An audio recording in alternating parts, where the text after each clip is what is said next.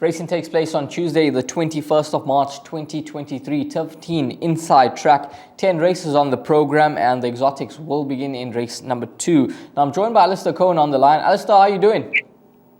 How's it, Raheel? Yeah, all good. Obviously, it's a public holiday meeting on Tuesday at Turffontein on the inside track. It's a 10-race card, and with the public holiday, no one at work, and Monday obviously being no racing, I think punters can take advantage of some pretty reasonable pools. It's another nice week ahead. It's the kickoff of the week, so to speak, on the back of what was a pretty tricky Saturday card at Turffontein. It didn't look all that hard at the start, but it ended with a little bit of blood on the floors. Yeah, so absolutely. Hopefully we can make amends getting into this card. Yeah, definitely. The start of the day seemed to be going all well, and then just when you thought it's going to get better, it doesn't. It gets worse. But anyway, the punters certainly have lots to play into on Tuesday. Now, race number 1 on the program, 1,450 meters a distance. It is a maiden juvenile plate. 12 o'clock is the time you need to get your bets on. And the favorite is Max the Magician at 28-10. It's Muller Man at around 38-10 in the market. And then you get Copper John 13-2, 7-1, about 10 star, 10-1, and Better Bar. Those now, obviously, race number 1 on the program. You've got a few horses that do have form. Your favorite, Max the Magician, 2 starts to date, beaten behind Lucky Lad last time out. I thought that was quite a nice run, given that the horses that ran first and second were the 2 expensive purchases, and the horses that were touted to run well. So I thought he ran with quite a bit of promise beyond those 2. Yeah, it's an interesting race, this, Raheel, because Max the Magician on form looks very, very hard to beat. He's a well-bred son of Winter. He's from a strong family, a family that holds a lot of black type, and there are a few youngsters. I think the 3-year-old is that horse, Lashozi Stoop, who I think is above average. So number 4, Max the Magician, on that run to Lucky Lad, does stand out. And I actually, funny enough, bumped into Sean Terry on Thursday. We ended up having lunch together, and I asked him, how's Lucky Lad? And he said he's a very, very nice horse. And I think there are horses, as you mentioned, behind Lucky Lad, who are ready to win, including number 4, Max the Magician. But I know 2 first-timers in this race are promising. Whether they're going to be lined up to win first time out, I don't know. But just remember the names Muller Man and 10 Star. They're 2 horses that are held in high regard by their yards, and watch out. If they don't win, watch out for them to go well. We know that experience counts for a lot in these baby races, so I'm going to suggest that number 4, Max the Magician, is the starting point at this Turffontein card. But if there is money for number 10 Star, and if they look well going down to the start, put them into everything. Put them into your swingers, trifectas, and quartets. Yeah, absolutely. 2 horses to keep a very close eye on in race number 1 on the program. Now we're going to move along to race number 2, which is another juvenile play, this time for the fillies over 1450. 12:30 is the time you need to get your bipot bets on by. And Alistair, when we have a look at the market here, Red Hot Rose, who was kept safe in the market on debut, is at 15-10. Love Song 7-2, 13-2 about Mashavi. It's 10-1 and Better Bar. Those now, this filly, Red Hot Rose, ran 3rd behind Ronnie of Couture, who we did say keep an eye out for, because she was from the Roy Magna yard, and obviously Sean Terry had that horse in the race by the form of Woman of Fame, who was 2nd. And this filly, Red Hot Rose, ran quite a nice race, 2nd fastest to finish. She goes around the turn now, drawn slightly wide, but she's a horse that can certainly make further improvement, and the step up in trips only going to suit her. Yeah, there's a lot to like about number 10, Red Hot Rose, in this race, Raheel. I think that she'll be the one that they all need to beat. As you mentioned, the debut was pleasing. When drawn on the wrong side of the course, we saw yesterday that even though Alula Star won towards the inside, put a lot of horses towards the middle in the end of the day who were aiming towards the outside. Certainly the last couple of sprint races, the outside was the place to be. So what I'm getting at is Red Hot Rose, although 17 days ago, was on the wrong side of the course, on a stickier track than what Turffontein's been of late, and still acquitted herself nicely when staying on strongly. So it all suggests that second run, extra distance will do a lot for her. And I think that even though there are a few horses here that are knocking at the door, I think the first race probably has a little bit more depth. I think the dangers could come from number 5, Comerson's Passion, and number 8, Miss Shavy, with respect for the stable companion to Red Hot Rose. Number 7, Love Song. She's nicely bred. So, if there is money, especially with it being a stable companion, respect that. I think number 5, Commerson's Passion, will have the edge over number 8, Miss Shavy. They've met once, and Commerson's Passion was over a length in front, and Corey Lensley's on record as saying that Commerson's Passion is only going to come into her own over 1,400 a mile. So here she is trying that sort of trip for the first time. So I expect her to retain the edge over number 8, Miss Shavy. And also, when you look at Miss Shavy, she's held by number 10, Red Hot Rose. So I think she's probably running for the places again. Number 10 to beat number 5, and then keep it open-ended with number 7, Love Song. She could be anything on debut with Keegan DeMello on board. She's certainly a horse to keep a very close eye on. 400,000 Rand purchase, bred by Clifton Stud, and this 2-year-old daughter of Rafif could be absolutely anything with Keegan DeMello aboard. But both Alistair and myself, we're with the stable companion Red Hot Rose, and we're hoping that she can shed the maiden tag at just the second time of asking. Now, race number 3 on the day, which is a 1,200 meter race. It's for the fillies and mares, the maiden plate. You need to get your PA bets on by 1:05 on the afternoon. And your favorite in this lineup here is Heart of Eternity at 12 to 10, Convocation 28 to 10, and then it's 9 to 1 in Betabal. Those Heart of Eternity, 3 rounds to date, beaten behind Gregarious Girl last time out, Alistair.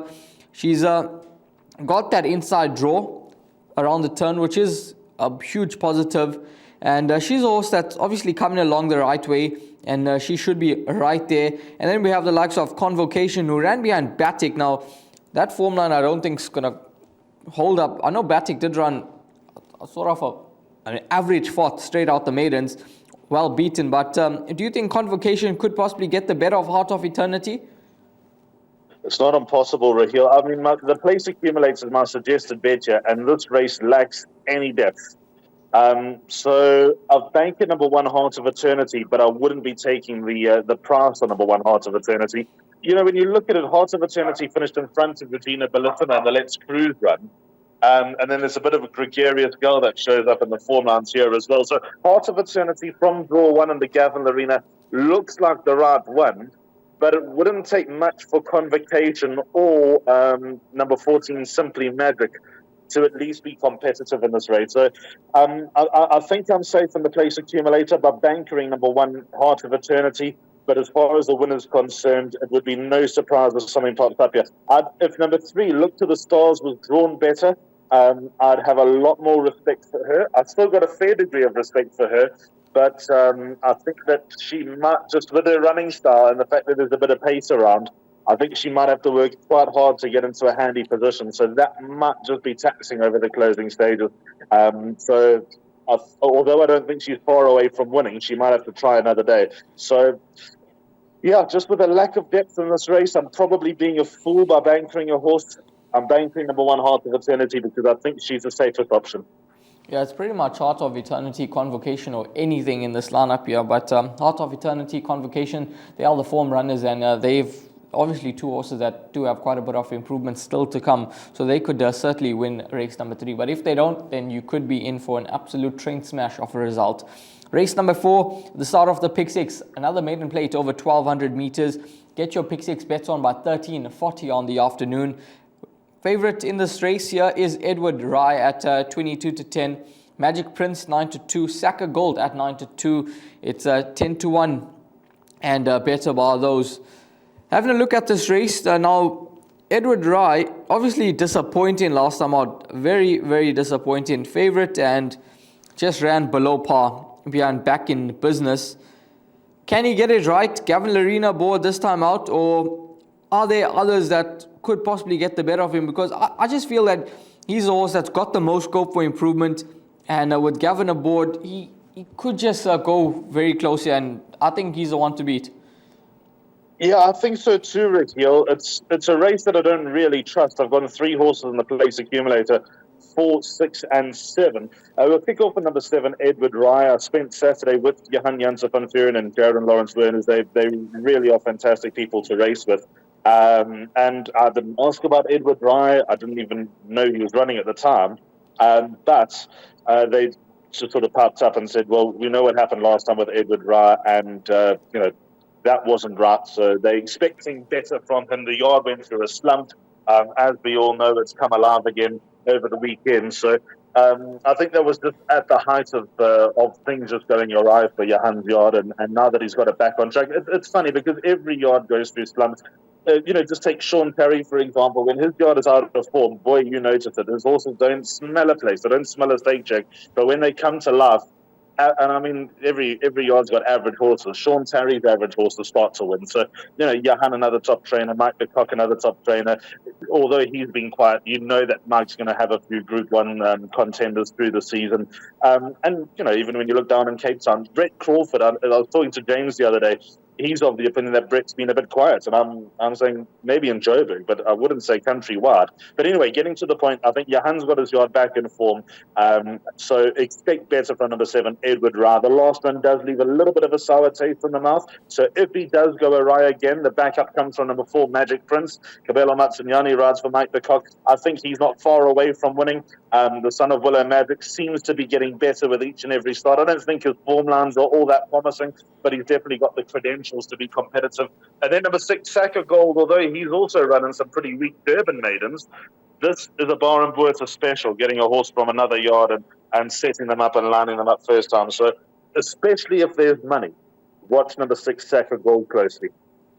Yeah, Saka Gold, I remember Wayne telling me he's a bit of a temperamental horse. He's got his issues, but if Baron Bottas and Yolandi Foster have got to head off that on top of it, and Saka Gold could certainly be a lively contender in race number 4. But it all depends if Edward Ra is going to pitch up on the day, and if he does, then he should take a power of beating in race number 4.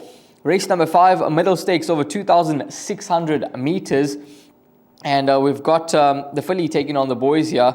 Favorite Imperial Master, it's at 3-1, along with your horse Banner Bridge, White Fang at 9-2, along with Flying First Class 5-1, All International 10-1, Out of Your League, and 16-1, all the way from USA. Now this horse Imperial Master, he was running on very, very strongly last time out over the 2-4. There were obviously question marks over the distance, but he put that to bed quite comfortably when he ran a good second behind Shangani. Although receiving 12 kgs, he now has to shoulder 60 kgs. But this is a weaker contest, so he's a horse that could certainly run well. He's in form from the informed Stuart Pettigrew yard and Pelasande Mkoli. And then obviously Flying First Class, Alistair, she's the best weighted horse in the race. But her last 2 starts have been below par. Yeah, Raheel, it's an interesting race, this. There are a few worries I would have had about Imperial Master. The 2 horses in my place accumulator are 2 and 6. Let's start with number 6, Banner Bridge, because the way that he's turned the corner over since the turn of the season has been so pleasing. He hasn't missed the top 4. Kabelo Matsunyani rides him so well. He's in good shape at home. He's working well. He's in a good space, and he'll run the same type of race. In the run to King of Rome, he's got Flying First Class, Out of Your League, and White Fang absolutely stone cold. He's got about 6 lengths to play with. The worry with Banner Bridge, though, is the inside track. But with that said, he's been intentionally kept away from the inside track for a while because, he just wasn't quickening in time. But now that he's shown a propensity to enjoy the extra distance, it's worth trying the inside track again, especially if races down in KZN. And no, we're not dreaming big. We're not dreaming of the Gold Cup and Gold Vase, not yet. But he does like travelling down to KZN, so perhaps a tilt at one of the minor staying features during the winter could be on the cards for number 6, Banner Bridge. So if he is going to do the inside track, then that opens up a few options down at Hollywoodbets Greyville. But it's a nice opportunity to test him out. I think that he'll run well. I think he'll run the first 3. He could win. Number 2, Imperial Master. What worries me about Imperial Master, he answered the distance query last time over 2,400 meters, but because before that race, I didn't think he'd stay, and he did stay. But what worries me is that Shangani was coming off a 9-month layoff, gave him 12 kilos, and beat him pretty comfortably. So I'm not convinced that, although Shangani is one of the best stayers in the country, there's absolutely no doubting that.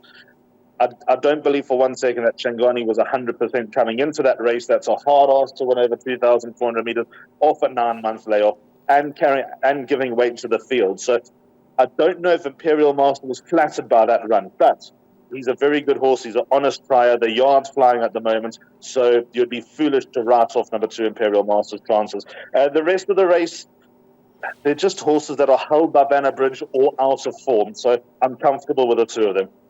Yeah, it's certainly that type of race because if Imperial Master Bannerbridge don't particularly show up, as you heard from Alistair, Bannerbridge not quite suited to the inside track, but they're giving it a bash once again, and hopefully it does work out for the yard because this horse has been an absolute soldier, 6-time winner already from 33 outings, and he's done other connections quite proud. But race number 5, quite a few horses in with chances. Imperial Master, Bannerbridge, the 2 for Alistair in his place accumulator. Now race number 6 on the program, an MR84 handicap over 1800 meters.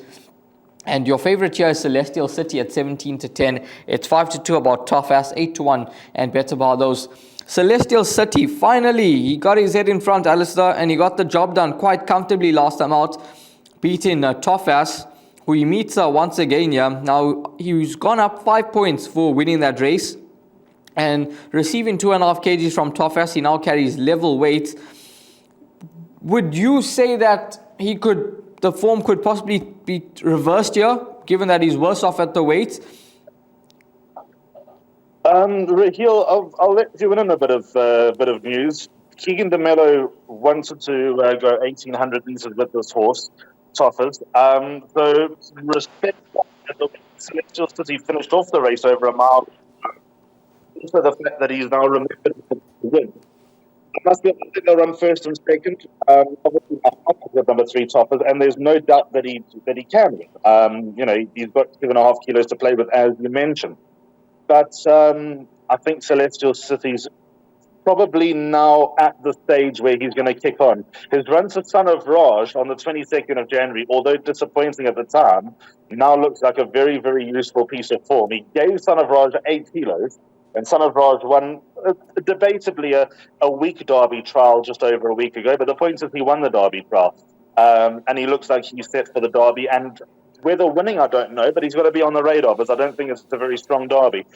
So I think number 2, Celestial City's probably just got the edge over number 3, Toffers, although Toffers over 1800 meters, the jockey's confident that he will be a stronger force, although the same could be said for number 2, Celestial City. I think they'll run first and second. The horse at a bit of a price that I have a lot of respect for, that I think will run in the first 4, could give things a shake, is number 7, Call Me Master. I make him a big late chance in race number 6. Yeah, I thought this horse, Twin Turbo, could run well actually. He's got the 2.5 from Sosiando Sosibo and the Fabian Habibi. They had a good day just the other day. So this horse, Twin Turbo, could be another one to include into those trifectas and quartets. But it does look to be a 2-horse race, Celestial City and Tough Ass in race number 6. Race number 7 on the day. It's an MR66 handicap over 1600. This is the time you need to get your Jackpot 2 bets on. This is the start of Jackpot 2. And it's an MR66, so it's not a strong race, but your favorite is Oyster King at 33-10, 9-2 about Eagle Alley, Windsock at 6-1, Big City Girl 8-1, along with Mamboneng, and then it's 12-1.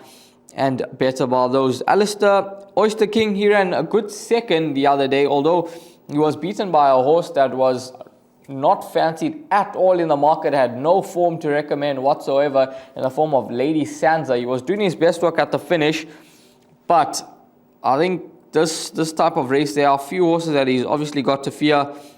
He's drawn well, and Samanga knows him, but we'll keep a close eye on to see whether he does take his place in the lineup. The likes of Windsock, last time out, first round after quite a lengthy layoff. I thought he was far from disgrace behind Rattlebag. Gavin Larina board now for Erico Verdenise. Drawn out deep once again, but I think he's a horse that can actually improve on that run and could run well here.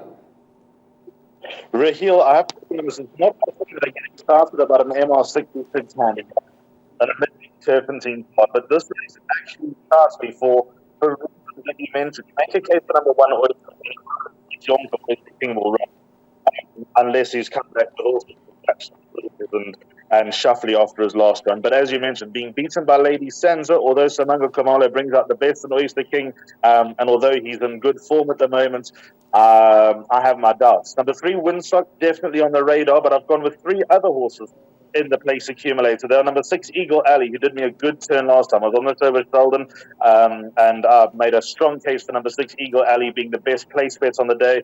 He ran I'm going to describe it as a dirty third, but a good enough third for the bank account, behind Robert Burns. So I think number 6, Eagle Alley, sort of rating-wise, is at the right type of remark to strike sometime soon. If not winning, I think he'll be in the first 4.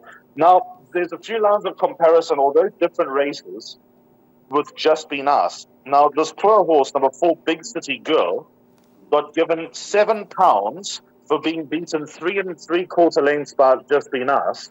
And this was number 8, Speechmaker, got reduced £1 by being beaten the same margin, in fact, being beaten a length less by Just Be Nice. So, indirect pieces of form, I think number 8, Speechmaker, finishes in front of number 4, Big City Girl. I've got a lot of time for Speechmaker in this race, although she's quite delicate in the way that she needs to be ridden. Marco van Rensburg knows the sort of oratorio well, and maybe today is the day that it all opens up. And then number 9, Barmaid. I have an inkling that she's going to run nicely. We have to wait and see if Moosey's going to ride. It doesn't look like he will. The daughter of Jackson, trained by Bar Voice, seems to be coming to hand. Her last 2 starts, she turned the corner. The inside track is a worry. She's not been on the track. It looks like she is probably most effective on a more free-striding course. But since going over the extended distance of late, she seems to have come into a little bit of form. And also with her racing coming down gradually over time, she could be well set up to run a better race again. So, yeah, interesting contest. Lots of chances. I've gone with 3. I think Speechmaker could be the right one, though, in race number 7. Yeah, it certainly does boggle the mind. Now does our Big City Girl, a horse that hasn't won for quite some time, goes up 7 points. And I mean, maybe these handicappers think that, and fillies and mares 80 handicap is like a Group 2 or something, because this horse should never have gone up 7 points for that run. But nonetheless, she does get 1.5 off the back from Keretile Kachedi, which does help a bit, but she certainly is a horse that's going to have to find a bit. And yeah, Barmaid could actually be a nice lurker in this lineup, Alistair, because she's a horse that has her last 2 starts haven't been all that bad, and she is possibly only finding her feet now with the new yard. So maybe Barmaid a nice lurker. Just having a look at the price at 12-1 about Barmaid, so she could be a nice lurker in those exotic bets, especially if she were to arrive. But Alistair does like a bit of horse number 6, Eagle Alley, who did do him a turn last time out when running a nice third behind Robert Burns. But it is quite a competitive race at the 66 level. Now we're going to move along to race number 8 on the day, which is a fillies and mares 96 handicap, so a much better race, I'd say. 1200 meters the distance, and your favorite in this lineup is Southern Skies at 11-10. Dance Till Daylight, we'll see if she does take a part. Moraine 11-2, Lucy in the Sky 13-2, 10-1 and better by those. This filly Southern Skies, she's obviously quite a talented horse. She won her debut, smashing the opposition. Then good second behind Dice, a cracking third behind Kiss Me Captain in the Swallow Stakes, and we saw Kiss Me Captain run an absolute cracker last time, rather yesterday, behind Alula Star. And this filly should be a tough nut to crack in this lineup, despite having to concede a bit of weight to the opposition. Yeah, I think she's a cut above. Although her rating of 98 was allocated after an easy maiden debut victory where not much else was shone, the point is last time in the Swallow Stakes she showed that she's not all that bad. She ran 3 1/4 lengths to Kiss Me Captain. As you rightly argued, she went very close on Saturday in the Sycamore Sprinted Kiss Me Captain. In fact, I'd take the punt and say she was a little bit unlucky. I thought it was a messy race, although Alula Star was full value for the win. The third horse, Cold Back, was a menace to quite a few, including Kiss Me Captain. So I think banker number 2, Southern Skies. I highly doubt number 1, Dance Till Daylight, will run because she played up in the stalls before the Sycamore and she ran last. So I can't see her running. And I just don't think that anything's got the same class as number 2, Southern Skies. Although she's lightly raced, although she takes on grizzled, hard-knocking veterans who have been there, done that, won their races, earned their connections, the stakes. I just think that number 2, Southern Skies, holds an opportunity to run in big group race. When I say big group race, it wouldn't surprise me to see a Group 2, Group 3 level, whereas the others would be optimistic Group 3 listed entries. So I think number 2, Southern Skies, hard to beat, banker in all bets. Race number 8, all about the 3-year-old filly, and that's Southern Skies to get the job done and notch up career win number 2. Now, race number 9, the penultimate race on the day. It's a fillies and mares 79 handicap over 1200 meters. Get those final double bets on by 16:35 on the afternoon. And your favorite in the lineup is Silver Mensa at 28-10. It's a Gavin Arena for Jan Janse van Vuren again. It's a Mother of Pearl at 7-2, 11-2 about Lollapalooza, 7-1 Teyuba, and then it's 10-1 and better by those. Silver Mensa ran 8th last time out, straight out the maiden, so I'm happy to take on, just based on the fact that even she was fancied on that occasion. Not quite sure, but it did look to be that type of race, Alistair, where if you didn't like the fancied horse in the race, it could be absolutely anything. And Highest Honor, who looked to be a winner for most of the race until being joined by Wings of Nike on the line. I mean, Highest Honor absolutely drifted out in the market to, I think, something of the region of maybe 25-1, 30-1, and she managed to get the verdict along with Wings of Nike. So I'm not convinced about Silver Mensa.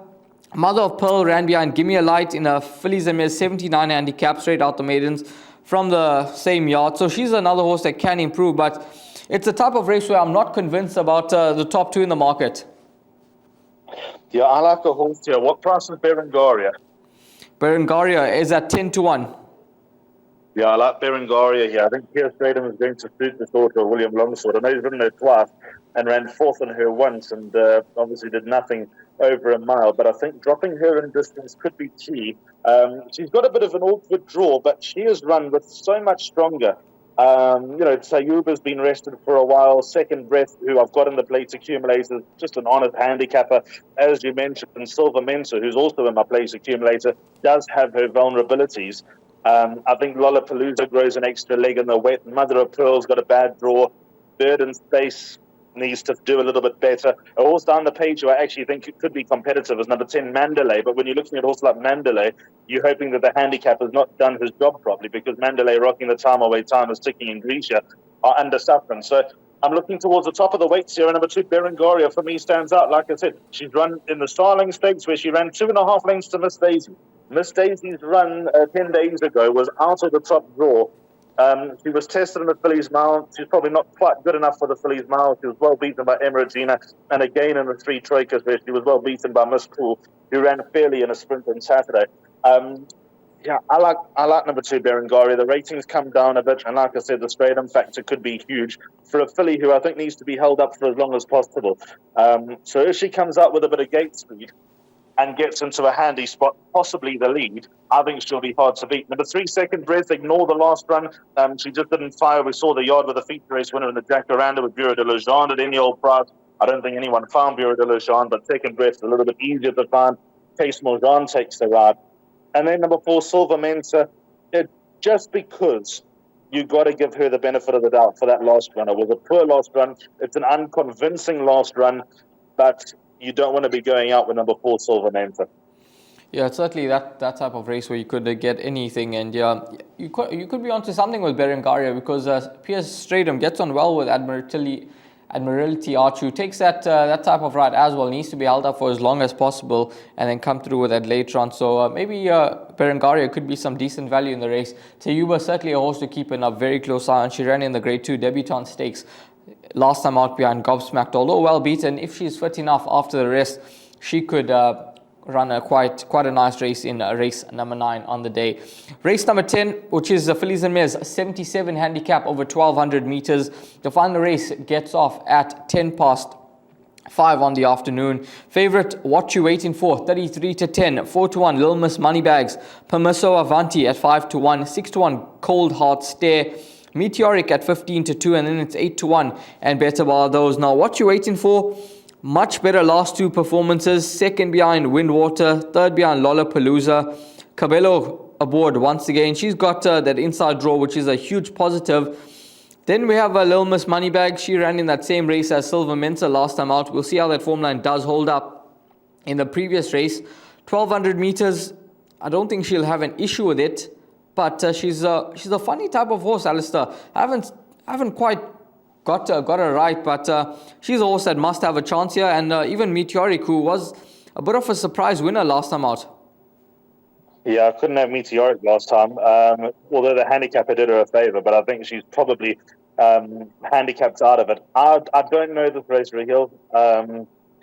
I've got an inkling that number 6, Cold Hard Stare, could be the one to beat coming off a layoff. She won her debut, so I don't think running fresh is much of an issue. She beat a weak field when beating Nazdarovia. I don't think that won a race. And then second up ran a third to Angel's Wish, who is, not going to Hollywood by any stretch of the imagination. Her last run is the one that stands out to Captain Page. She was in receipt of 2 kilos.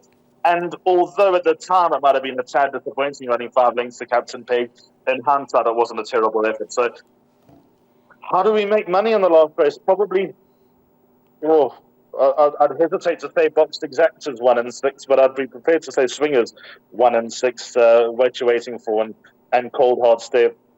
A few disclaimers about the others, quite a few that come in under supplements.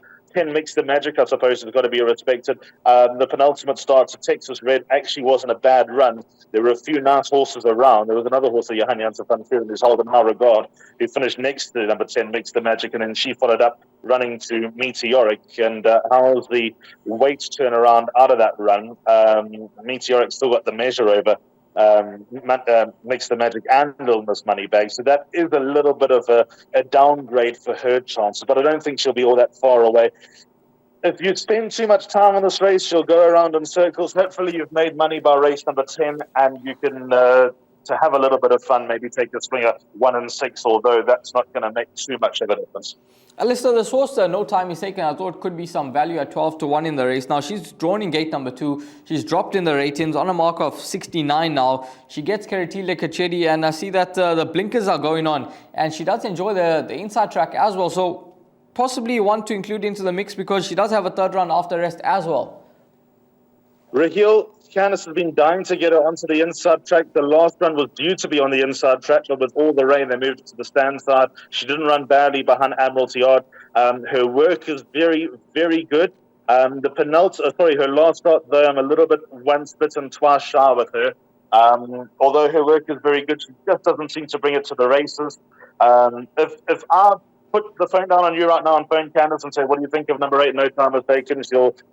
She'll give her the benefit of the doubt and expect her to run nicely. But just from my side, a little bit gun shy. Although on the inside track, as you rightly observe, that could be what she's looking for. And the trainer has been desperate to get her on the track since she got this filly.